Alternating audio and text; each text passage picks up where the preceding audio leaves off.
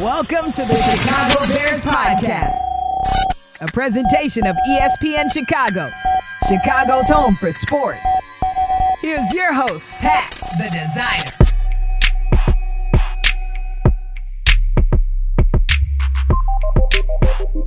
Bear down, Bears fans. Welcome into a Wednesday edition of the Chicago Bears Podcast. I'm the host, Pat the Designer, joined as always on Wednesday by Jason McKie in the building and special guest. Hold on, let me run through the sheet here real quick because I had to put down everything that this man has accomplished out here. A Big 12 Defensive Freshman of the Year, three-time NFL Pro Bowler, second-team All-Pro in 2005, Chicago Bear from 2004 to 2010, 31 and a half sacks, 7 fumble recoveries, 1 interception. We got to talk about that interception as well. Ladies and gentlemen, number 73 on the 100 greatest Chicago Bears of all time, Tommie Harris is in the building. Tommie, what's going on, man? What's up, brother? What's up, man? So good to have you here, man. Long list there, long time here, being a Chicago Bear, man. It's so good to have you here on the podcast. How you feeling today? You said you just got done from working out, so you you're feeling a little bit sore out here. How you feeling today? Man, I'm feeling good. I'm feeling blessed. Feeling refreshed. You know, just went and sweated it out and got my class out. And J Mac said he wanted to jump on the horn and talk some Bears football. Hey, man, I love it. I love it. This is my favorite part of the day. Yeah, we had to get you on, man, you know, especially with all the Bears news going on. The draft just happened, and, you know, you were a 2004 draft pick, the number 14th overall pick by the Bears. That was a great day because, one, we gained a great player, but we also gained a great man and a great teammate. You know, that Tommie was here in Chicago for a long time. So, Tommie, we had D. Hess on last week, and he talked about his draft journey. Can you talk about your draft journey and what that process was like for you? First quarter. Yeah, man, that process was stressful, you know. I mean, and they make it very tedious. I'm talking about you might fly into a town, you might get in there at 11 at night, and you got to be into the facility by 5 a.m. in the morning for workouts, for physicals, for all different type of things. It's like going for a job interview, but it's a physical part of it. And you're doing this to as many teams that are interested in you. You have to get up and go whenever you get this call and be there. So you have to be in prime shape. You have to be focused out of your mind. And it was fun, too. Also going to the different places. It really got you ready for entrepreneur life after football if you're really paying attention. Just doing those interviews, getting ready for day-to-day job interviews. So it really helped a lot looking back on it in hindsight now. I enjoyed all of it. What was the moment that you knew, right? Tommie Harris coming up, you're dominating in the football world, but what was the moment that you knew, hey, I might be going to the NFL? I knew that I knew that I was the only thing that could stop me from going because I never really saw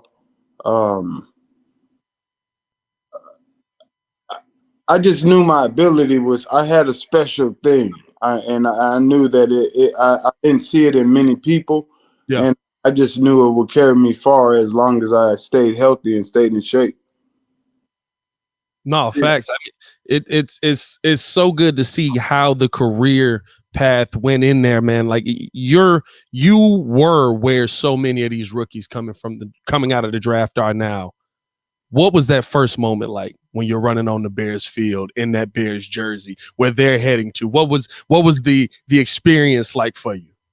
Well, the you know, coming out of that locker room the first time, the number one thing for a first round pick is you're not just excited you got drafted. You're not worried about I don't want to be a bust. So now it's especially coming to a locker room with guys like Olin Kreutz and Brian Robinson and all those old school guys.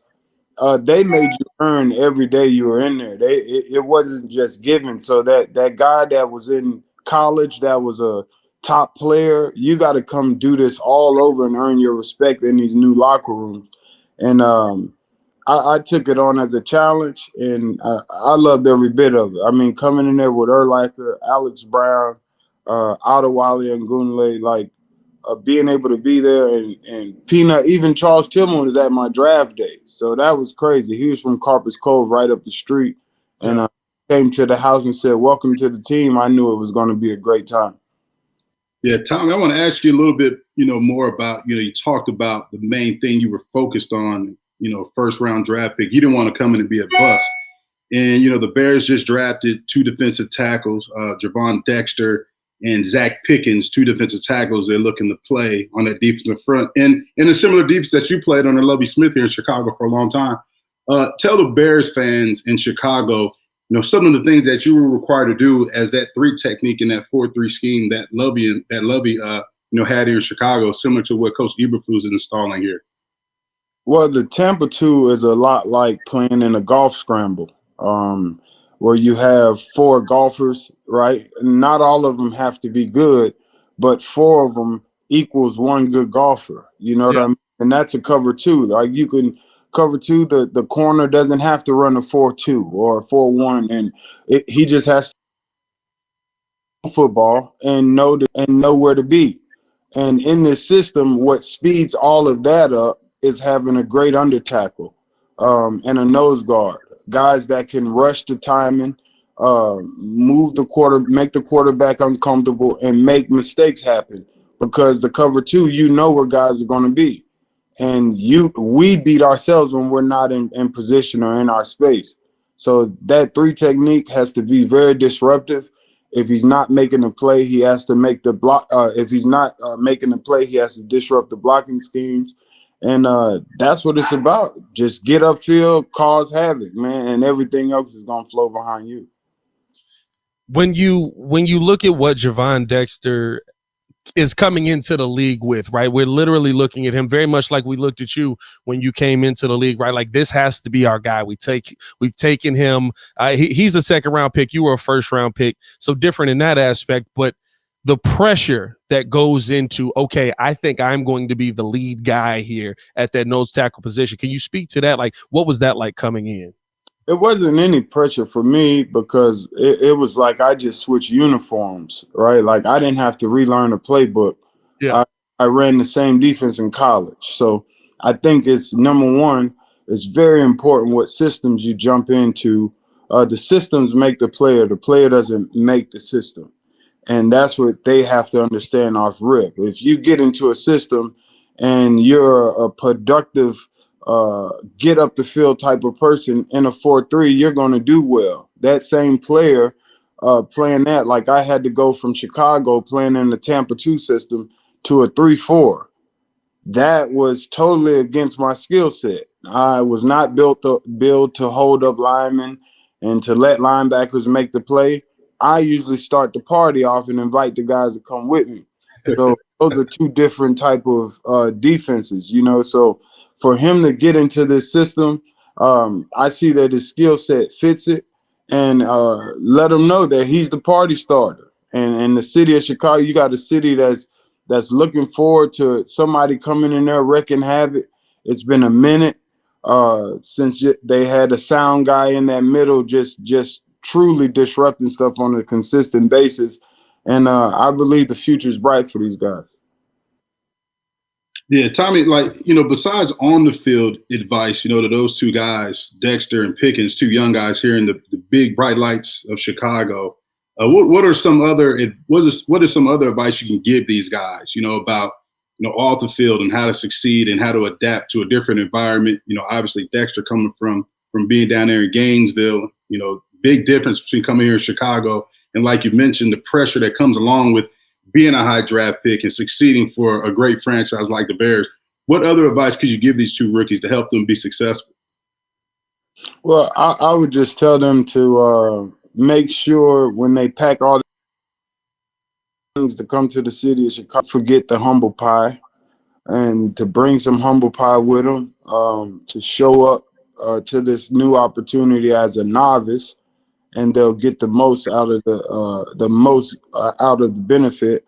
And these guys really are coming into a city that started football. Like, this is not one of those late teams. This is one of the founders of football. So this means a lot.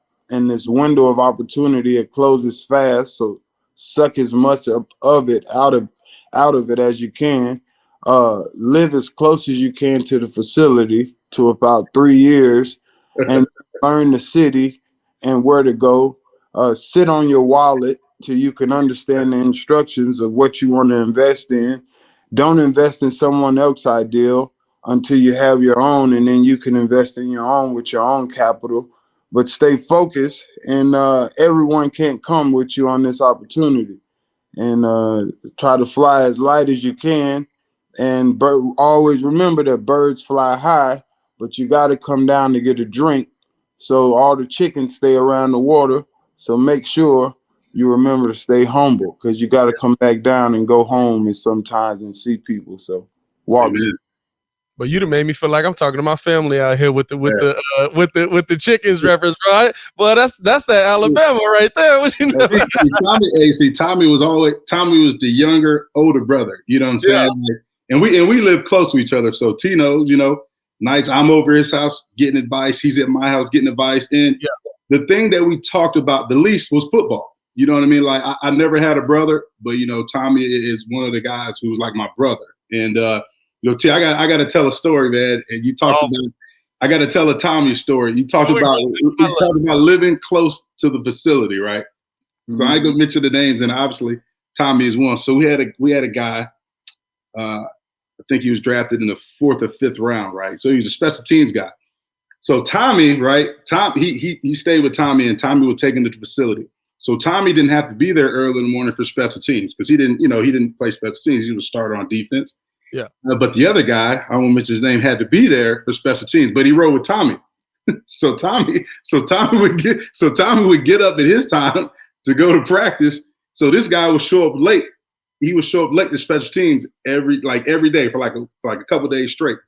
So Coach Tobe, our special teams coach, is like, hey, look here, such and such, you better not show up late tomorrow, right? So what happens the next day? The meeting starts. This person's not in the meeting. He comes in late with Tommie. And Tommie's like, I'm like, man, will you stop making him late? Tommie's like, I don't got to be there at that time. You better get a ride.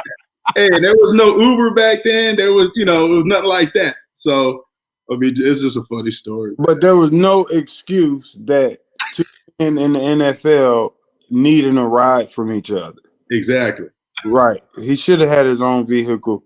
And then, you know what? I think Leon did. Leon had a BMW. Leon Joe. He had a silver BMW, but all of us lost our keys. We could not find any keys that morning. And my neighbor took us to ride, took us to work, and made us put on the seatbelts in his minivan. And he enjoyed every bit. He lectured us for like 40 minutes under the whole way to work, just talking about you guys should know better. You guys are grown-up men. And Lovey fined both of $25,000. Yeah, that was during Katrina.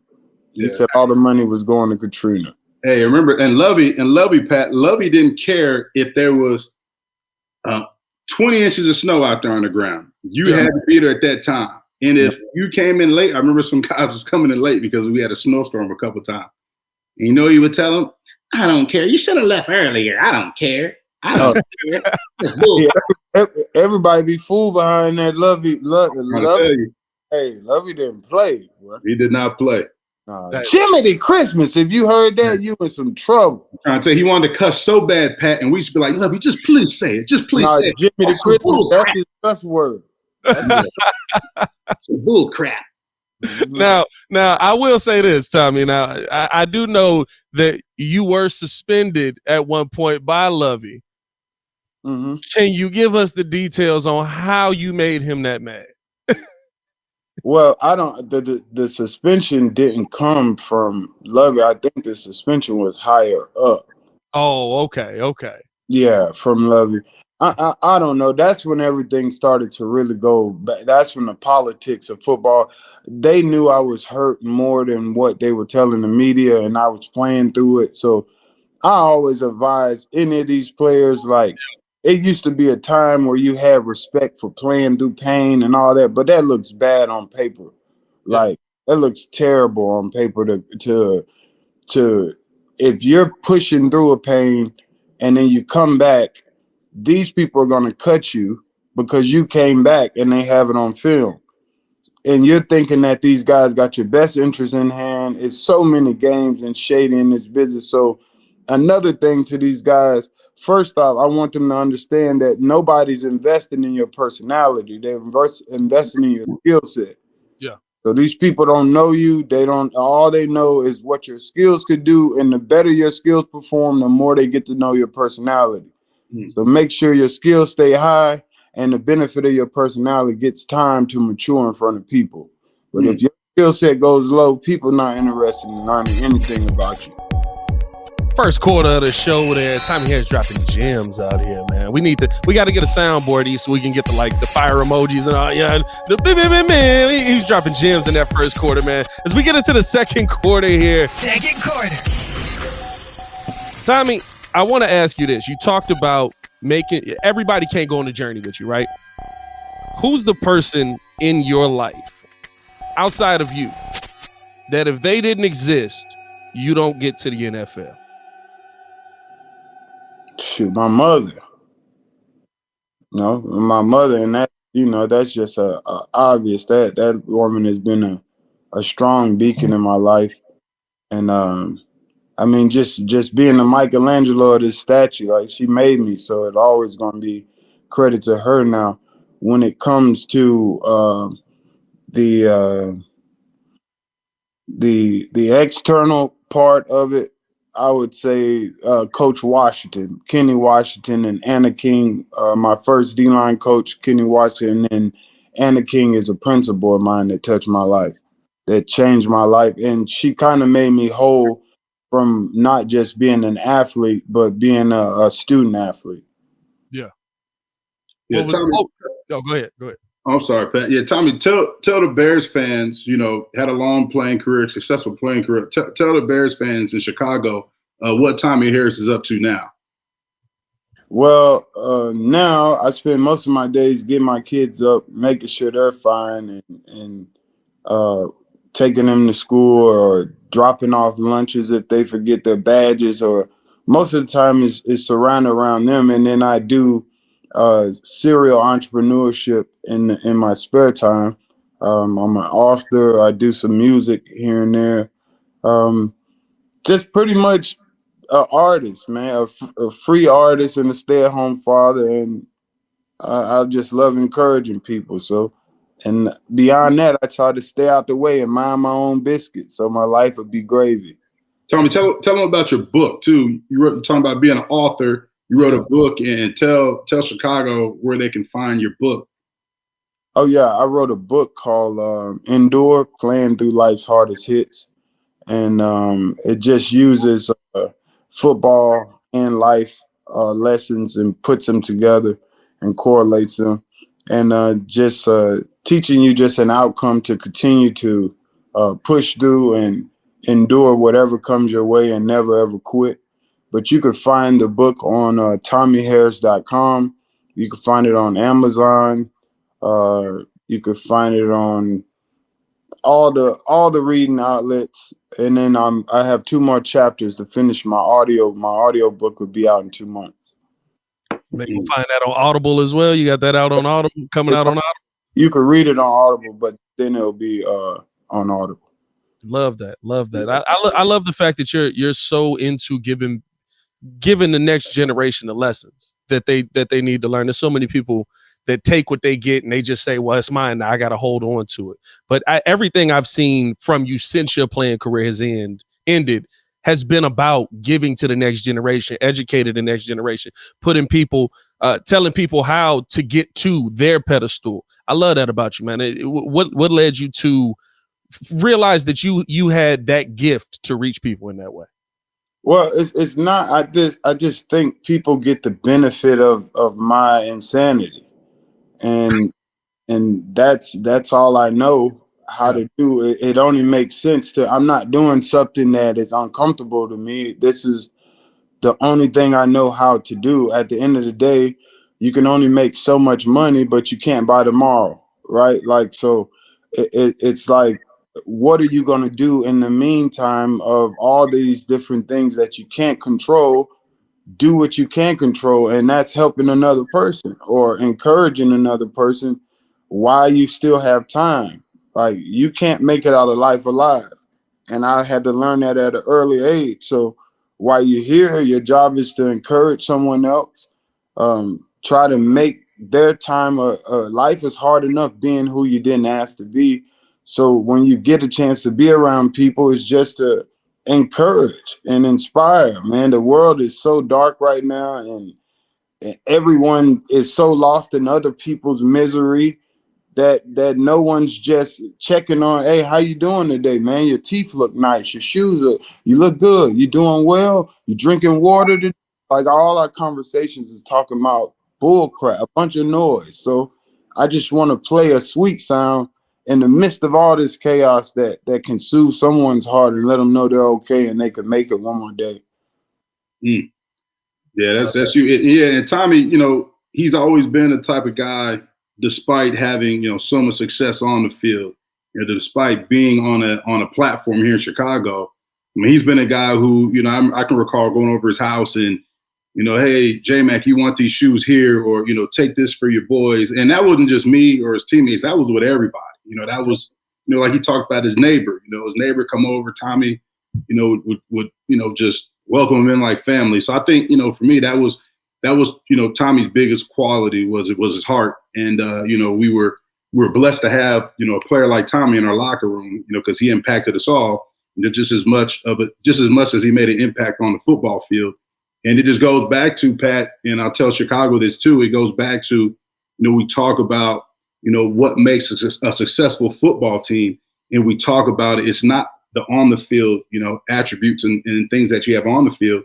It's the chemistry that you have off the field with your teammates. If you care about and love your teammate as a person, as a brother, well, then you know what? When you line up on that football field, I know I'm going into battle with my brother. So I'm going to do everything I can to make sure that, we're successful, to make sure that, hey, he's here next year, because this is a year in and year out job. You know what I'm saying? So that's the type of quality human beings we had in that locker room that really enabled us to go on a run like we did. And you can see that, with Tommie and obviously with Devin last week. But that's the biggest key ingredient, I think, to having an elite caliber football team. Yeah, 100%. I mean, it shows. I see a lot of people post career and they just kind of exist. Y'all team has been like, even just starting this podcast and joining with y'all is like, everybody's still rocking with each other. Hey, what's going on? How you been? How your family been? Like, you can tell that y'all had that dynamic. And it really shows that that's such a big key in getting to that next level of winning. Oh, yeah. And it doesn't stop there. When you develop that, right, at an early age amongst brethren or co-workers that become brothers and you become tight, it plays on after football, right? That because the game is still the same. The field just changes, right? You still got double teams coming. You still got losses. You still got wins. You still got penalties on the play. You still got things holding you back. Still got things interfering with you. You got all kind of things that still continue on in life, and you still got to come to your brothers at some part of your life and say, hey, man, I'm not doing well, or I'm struggling with this. And that's what happened to me in New Year's. And J Mac was there for me. And I had lost my father, and then I lost my sister, and I had just hit a window where I like, who helps the person that pours all day? And you find brothers that I was reminded that I had people in my life that I've already did the work with, that all I had to do was tell that I wasn't doing well, and they were there right in the nick of time. And we had about 4 of the best days together. And I had some nostalgia that I forgot. I forgot who I was a little bit, and he reminded me of that, and I've been kicking back ever since. So it's just, don't take these relationships for granted right now. You guys are young. And if you find a guy you love, man, and let him know you love him and lock in with him, because these are relationships for life, potentially. Facts, man. Facts. As we finish this out, man, always great to have Tommie Harris here. Always welcome on the podcast. One more question for you before you go, Tommie. When you look at what this Bears defense is building, are you getting a little bit excited? Okay.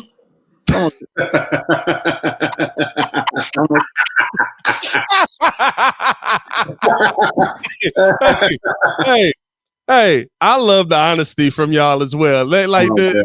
This team is the most honest players I've ever seen in my life. It's hard. You compared it against their defense. I mean, you had him, you had Briggs, you had Urlacher, Mike Brown, and you had Tank, you had Spike. We had Malay. My goodness. We had some dogs in the milk, but not just that. I'm not saying it for that. I want to say it more as I'm a student of the game. Yeah. Right, like the same way I'm a boxer. I love to train in boxing, fight. I love everything about fighting. Yeah. I study it. Same way with football. Someone asked me, who you think gonna win between Gervonta Davis and Ryan Garcia? I said they have to fight.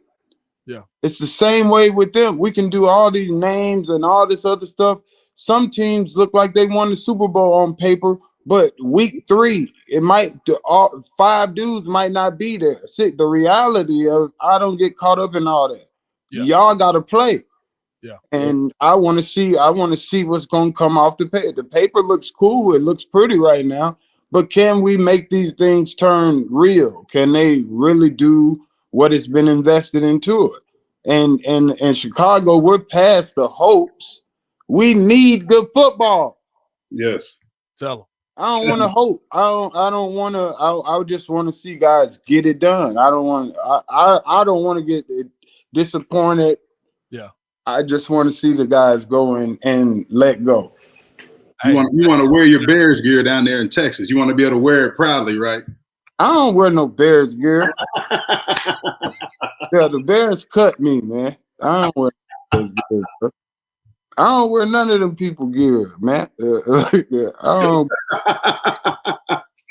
Oh man, I love this podcast so much. So, hey, you understand, man? Tommie will have you in tears, man. He didn't have me trying to catch my breath. We didn't laugh so much, man. Man, but I'm saying you get fired from Walmart, you still wearing their shirt.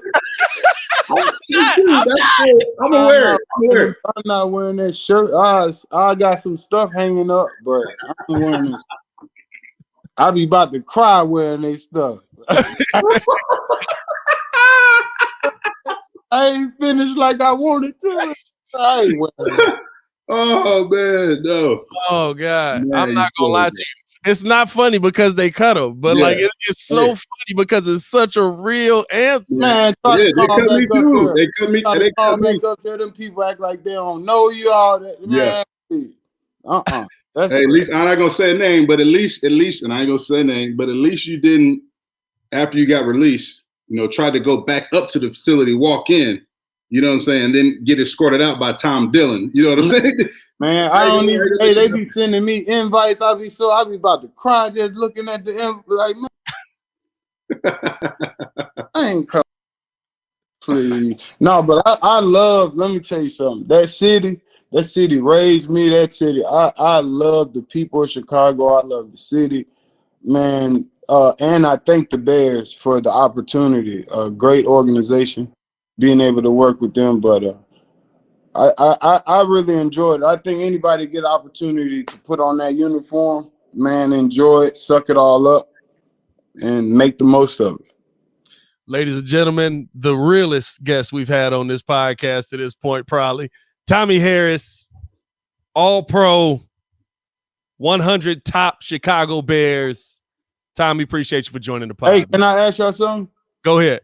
How long should I be excited about that top 100?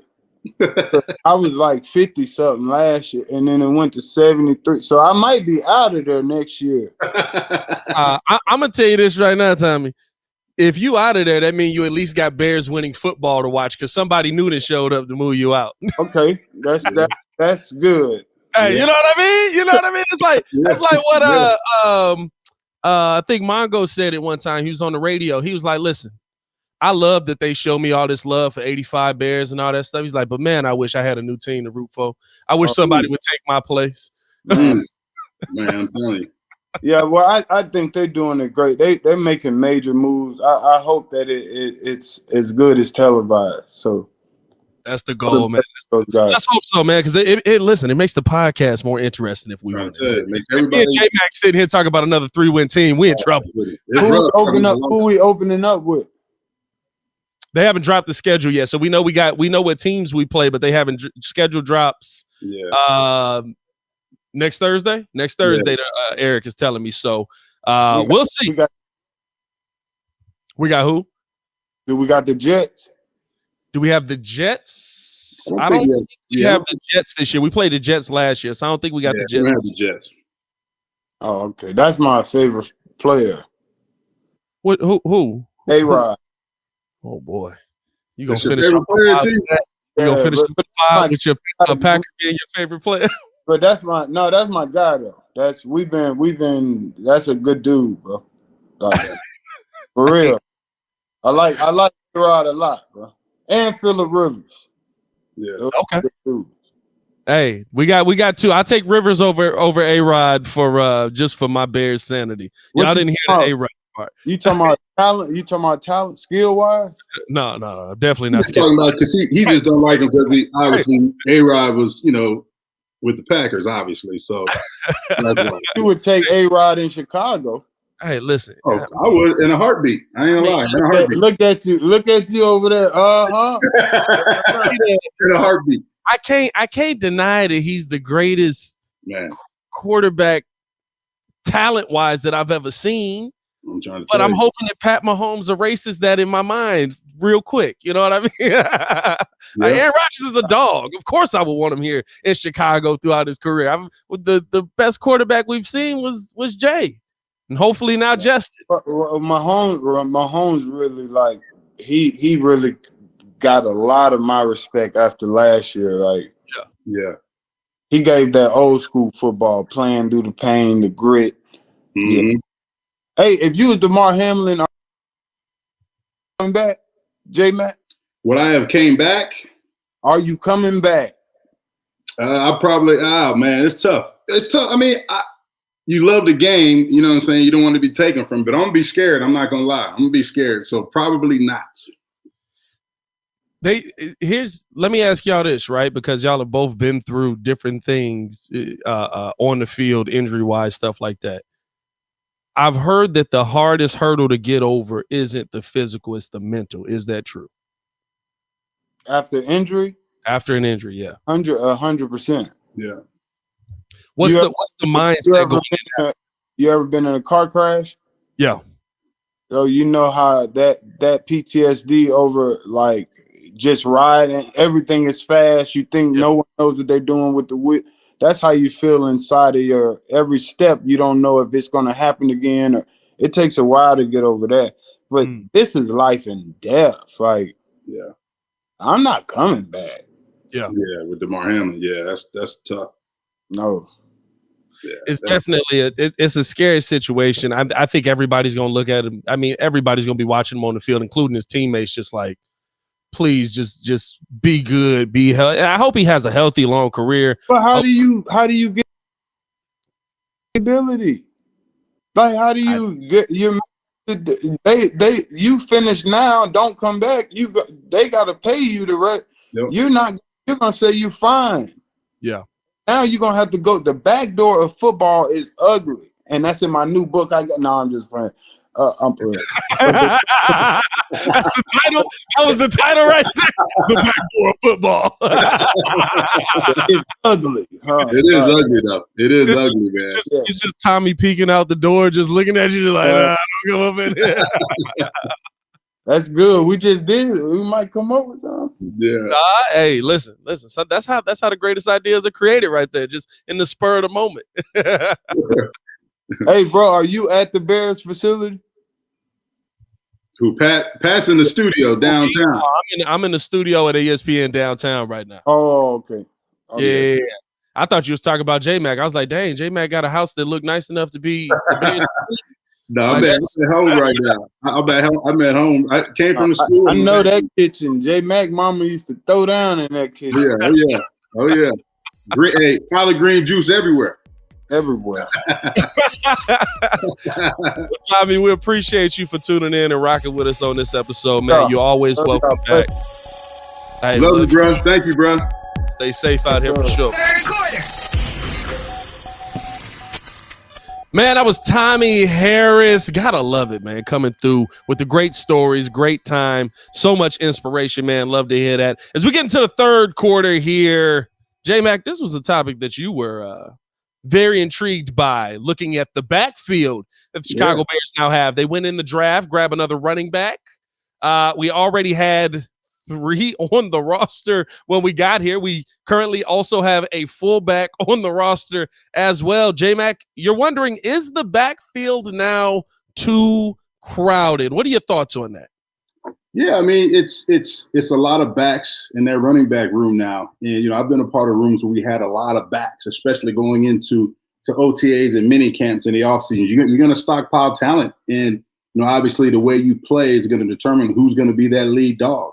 And nowadays, you're going to have 2 backs. It's going to be a 2-back system. When I played, it was majority of 1 back getting all the carries.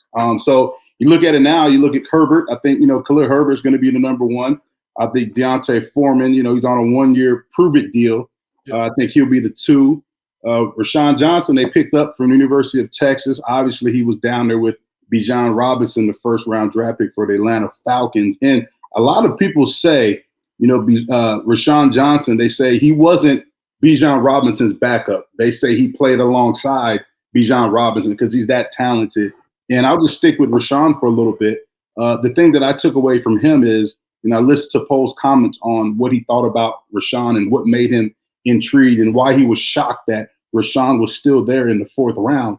The main thing that he said, the thing that stuck with me the most, Pat, is he talked about his pass protection, right? Being able to pass protect, being a physical pass protector. And for a young back in this league, the way to earn yourself playing time, the way to earn yourself time on that football field is being solid in the pass protection. One, you got to know who you're protecting. You got to know what linebacker you're blocking, or if the safety's coming down, what safety you may have to pick up based upon the protection that's called in the huddle. But at the same time, physically, you got to be able to execute that. You know what I'm saying? Because a lot of times these linebackers, they may be bigger than you. You may have to chip on a DN. He's going to be bigger than you. If you can get that done and you can show the physicality to be able to handle that skill, well, then you have an opportunity to earn playing time. You're not to mention that he's a big back. He's got speed. You can catch the ball at the backfield. So I think the Bears, when they saw him there, in the 4th round, they were shocked because based upon his skill set, they figured he would have been gone. And I think another quality that Rashawn has is, playing alongside Bijan Robinson is he didn't get a lot of carries. So there's not a lot of mileage on them tires. You know what I'm saying? So I'm really excited about him joining this backfield. Obviously, Travis Homer is a guy they brought in on a 2-year deal.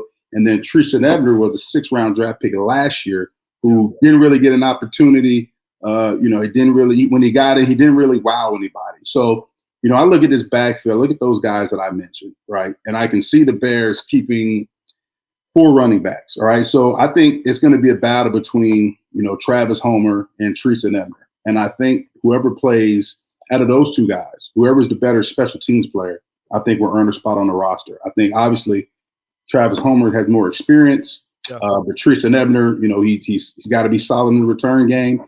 He's got to have a stellar preseason. And, I think between those 2 is going to be a battle. So I'm excited. I'm also excited about, Deontay Foreman. I think that, I don't think he gets enough credit. And when you look at what he's done, what he did last year, his first real opportunity to be the lead back there down in Carolina, he almost ran for 1,000 yards. And look out through his entire career, he averages 4 yards a carry. He's a big back, so I can see him doing more of the inside running in between the tackles. Khalil Herbert's a back that really excels running the outside zone. He shows good patience running outside zone. He has the ability to make that vertical cut, to stick his foot and get up, get north and south. But he also has the speed to take it the distance. So, I think between Khalil and Deontay, splitting carries, you're mixing a little Rashawn Johnson, get his feet wet. And I think we're going to be really solid in the backfield. But yeah, it's a crowded backfield, and I look forward to seeing, Homer and Tristan Ebner battle out for that 4th spot. I really think Rashawn is going to be he, like you said, right? His way to get playing time is the pass block. Mm-hmm. And Khalil, he just doesn't excel at that. I think Khalil's an excellent runner. I think he's a speed back. I think he's a guy that can give you that breakaway speed, but he wasn't good in the pass block. I thought Homer was a guy that was going to come in and you feel like, okay, I know what he is in the pass block. Foreman, kind of the same thing. I feel like Foreman and Herbert kind of have the same issue where like excellent runners, not as good pass blockers. I think Rashawn Johnson might see a ton of time this season. Now, early on, right, probably not. And it's going to depend on what the offensive line does. But to me, right, like having so many backs here is really, it feels like to me to see, okay, what style of run do we want to have on this team? Because you literally have every style of running back on this team right now. Treston Ebner, a little bit of a pass catcher, kind of more like you said, wasn't a wow guy, but like Flus literally had, or I should say Getsy literally has pick of the litter on whatever he wants to run. And I mean, what kind of style do you see them running? Do you see them running like a twin running back in the backfield where you got both of them out there? Do you like what kind of style do you see them running that doesn't just telegraph the play? Because if I see Khalil Herbert in there, I know he can't pass block. I'm like, okay, they're probably running the football. Yeah, and I think it's, them picking up, like you said, Rashawn is a guy that can do a little bit of everything. Right? Yeah. He's good on the perimeter. He's good running the ball between the tackles, but he's also effective in the passing game. But he has the ability to be an elite pass blocker in this league. And Khalil Herbert, he struggled in that aspect last year. A lot of times we saw him getting beat by a linebacker. A lot of times we saw him kind of confused in protection. And when you look at those guys, not Flus, but Getsy. I think each one of these guys, right, they have to show the ability, right, to be able to run whatever Getsy's calling. So Getsy's bread and butter, our run scheme is the outside zone.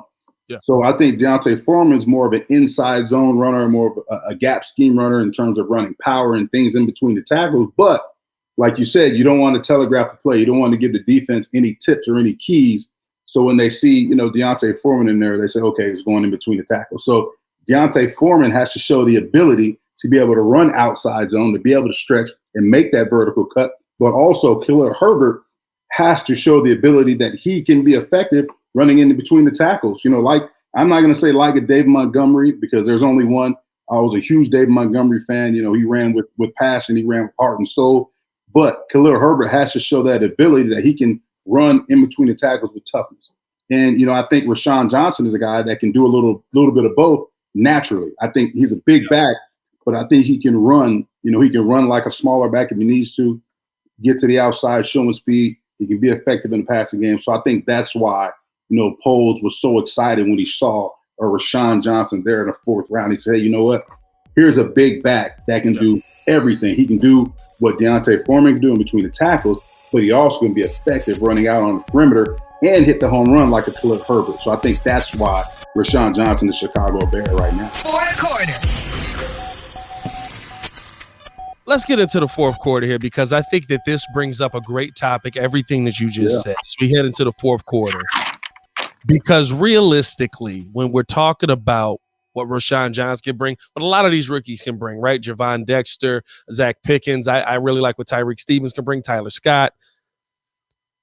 Are there players right now that you feel are on the hot seat as far as, hey, listen, we like you, but you're not Ryan Poles' pick. You're not his guy. We know how when GMs come in, they prioritize their guys at certain points. They want their guys on the team that they're putting together. I think that Rashawn Johnson might be a guy that is pushing for this starting running back job, possibly before this season is over because of what you just laid out. And that would mean Khalil Herbert and or D'Onta Foreman are the odd man out here. Yeah, and when you look at it too, I mean, you look at the Bears, right? And you look at last year. You look at David Montgomery got carries, Khalil Herbert got carries, Treston Ebner got carries. Who else was here? Darrington Evans got carries. Evans got carries. Yep. You know what I'm saying? So they're not afraid to put somebody in the backfield if they're producing, and that's the way it goes. If you're a running back and you got the hot hand, well, guess what? They're going to keep feeding you. They're going to keep feeding you. So all of these guys, in that backfield or in that running back room, they have an opportunity. So right now, Tristan Everett, yeah, I see a Rashawn Johnson, drafted in the 4th round. So you got to say, you know what, he's going to be here. Yeah. He's going to be here. So now you already know football's about a numbers game. So you already know where you're at on that in that pecking order. So he has to look next to him and say, you know what, I know it's between me and Travis Homer. Deontay Foreman's going to be here unless he just doesn't have a great preseason. Yeah. Khalil Herbert's going to be here. So, Tristan Ebner and Travis Homer, they got to go out there. They got to be, special teams mavens. They got to go out there and just, run that ball till the wheels fall off, because they're going to be competing with each other to earn the right to be in, in that running back room when the season starts. And, I'll go even further. You talked about Tyler Scott and, some of these other guys. I mean, look at the wide receiver room. It's a crowded room. It's a crowded room. I mean, Darnell Mooney's coming back off of injury. Which is a good thing, by the way. Let's point that out. Good thing, right? Like, hey, it was bare last season. We was like, is anybody in that room? I'm trying to tell you, Justin Fields is like, hey, Justin Fields is like Chipotle right now. He can give me a little. Hey, let me get a little bit of Tyler Scott. Let me get a little bit of DJ Moore. Yeah, let me get a little bit of EQ salsa right here. Yeah. So he's got his pick. You know what I'm saying? But I think the biggest. I think in that room, right? When we talk about players being on a hot seat. And I'm not going to say not necessarily being on a hot seat in terms of making this team. I think he'll make the team just because of the reason that you said, being a Ryan Post pick. But I think Baylor Jones is on the hot seat. I really do, because you look at it like this, right? Look at this, Pat. Hey, I want y'all to hear this, because when I said it on my video this morning, everybody was at my head. This is a professional athlete saying this. I think he's on a hot seat to produce, because let's look at it. He was up and down last year, right? He showed flashes of big playability. But then we also saw what? The muff punts, the drop passes, things that you can't have if you want to be a playmaker in the league. That's why DJ Moore is here. That's one of the reasons why, because we didn't have enough productivity coming from that wide receiver room, from that position. So, I think he's on a hot seat. You bring in a Tyler Scott that can take the top off the defense. Darnell Mooney's coming back off injury. I'm not going to say he's on the hot seat, but I think they want to see, how are you going to come back? Now you're facing adversity. We talked about that with Tommie Harris earlier. Coming back off an injury and going through that is tough. As a player, it's one thing to go through the rehab, another thing to go through the mental hurdle that you have to go through to get back on the field. But I'm gonna be quite honest, it sucks as a player having to sit there on the sideline and watch your teammates practice every day. Yep. It sucks traveling to a game, sitting on the sideline, watching your teammates play and perform. And it really sucks in this profession if you're sitting there watching your teammate or watching other players in your position group have success, because guess what? That shows management that, hey, you know what? We may not need this person. We may not need this guy. So, Darnell Mooney has to come back and prove to this organization and prove to, polls and the front office people and to his teammates that, hey, you know what? I can regain not just the form that I had prior to me getting hurt. I can surpass that and take the next step of development and really live up to the potential that I have. So, I look at that receiver room, it's crowded. You got Dante Pettis. I mentioned EQ St. Brown. I don't know how many guys are going to keep. I think usually they keep 6 receivers. Yeah. And majority of the ones that aren't playing are going to have to be special teams guys. So Baylor Jones, punt returner, kick returner, you're gonna have to excel, because last year you didn't excel in that role last year.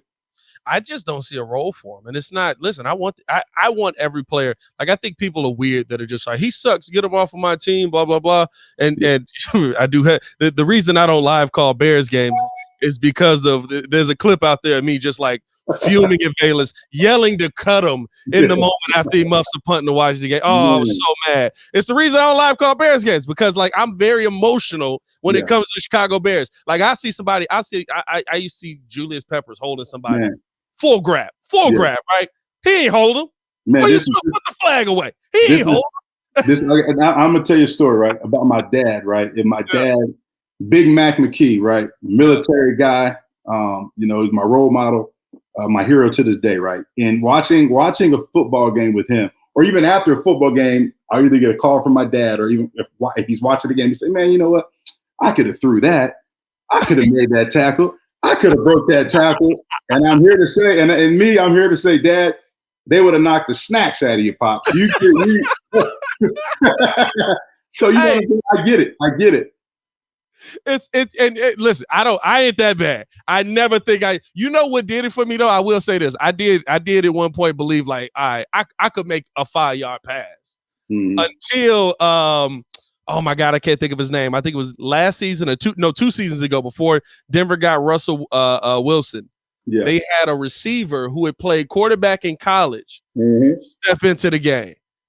And this man couldn't complete a pass to save his life. I said, yeah, that's the dumbest thing in the world I've ever said in my life. Like, I was like, come on, bro. It's a pitch play. You can't pitch it, bro. You can't. Hey, bro, that's the dumbest thing in the world. I'll hold that one, right? Hey, if that 5-yard pass is easy until that 275-pound DN that's way faster than you breathing down your neck. It's really You know what I mean? You know what I mean?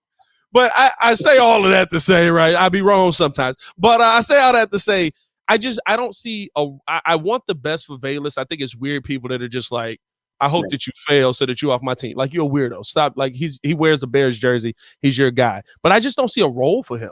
Like in the special teams game, I got Dante Pettis. I've got Travis Homer. Those guys have done it already, and they've been successful at that. Dante Pettis was successful at it last season. I think that's why he's back here. In the receiving game, I do have Tyler Scott above him on the depth chart because I think Tyler Scott's a guy, big body, tall, good hands, and he can absolutely take the top off of defense. We know Justin Fields loves deep playability. I think that Tyler Scott might be the steal of this draft by the time it's all said and done. So, like, I just don't see a role that Bayless plays on this team unless it's just like the Tariq Cohen gadget guy. Yeah. Maybe I could see that for him, but how many plays a game is that? Yeah, exactly. And like you said, like it's to the point to where like we know in this league every year in training camp, there's somebody that just comes out of the woodwork that you don't know about, that wasn't talked about, that may not have been drafted high, that just exceeds all expectations, right? And I think Velus Jones, obviously there's potential for him. He has a lot of potential. And the expectation for him was to be that playmaker. So I think this is, more important than ever, a time for him to show. He's got to show that ability every single day in practice. It's got to start in OTAs. It's got to start in OTAs right now. It's got to carry over to minicamp, and he better put it on display every single day at training camp. And then he's got to take it to the preseason because I think, like you said, despite being a Poles guy, you have to show them that you have that ability. And obviously, they're not confident because they brought in extra guys. They brought in, we need more. Let's bring in DJ Moore. Let's draft Tyler Scott. You know what I'm saying? We need guys that can make big plays, that has big play potential, for our big play quarterback. He needs help. And you got to be, if you're not one of those guys helping, you're going to be on the outs watching. I'll give you one more guy. This is my long shot guy, but I do think that it needs to be addressed with Tyreek Stevenson joining the team. I think Jalen Johnson might be a guy. I like Jalen Johnson.